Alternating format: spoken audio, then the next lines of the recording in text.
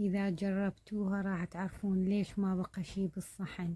الطعم ما ينسي، والسر تمر الهند والفلفل الأسود. هي مرق البامية، وبسم الله نبدي الوصفة. طريقة عمل مرق البامية. اللحم هاي كتف قصيته، قطعته، راح اسلقه كله سوا، وبعدين اخذ من عنده المرق البامية والباقي احطه للتمن الباقي له. مرق البامية شنو استعمل لها؟ بس تمر هند وثوم وفلفل اسود. لتها طماطاية، اني طماطاية كبيرة راح ابرشها واحط معجون طماطة.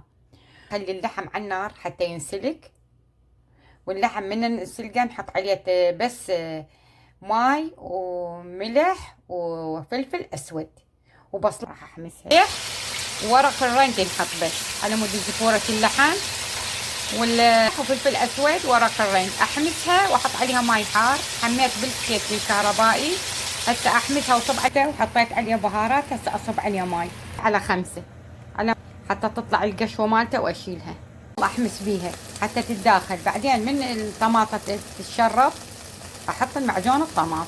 هسه حطيت عليها الطماطة المبروشة. هسه النار خليتها 3، كانت 2 هسه خليتها 3. هذه خلطتها. جاي السبج تمر الهند، نقعته صفيته واخذ. من تحطون الطماطة ويا البامية لازم تسبج الشرائح. كل ما تنحمس البامية هاي اطيب وتروح زناختها. حطيت نص ملعقة كوب فلفل اسود، بس هذا اللي اخليه. وهسه احمسه وياه. شرب مايه. هسه حطيت تمر الهند، نص كوب احط تمر هند.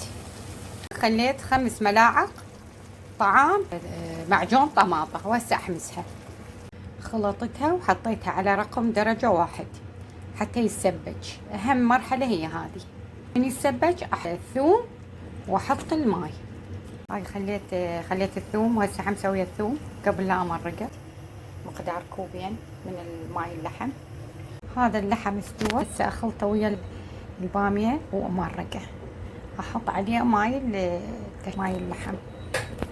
هاي مرقنا. هسه اغطيه وخليه على رقم 2 وخليه يتسبج على راحته. وهذا الفيديو مالتنا لهذا اليوم. اذا عجبكم الفيديو دوسوا لايك، اللي ما مشتركين يشتركون. شكرا.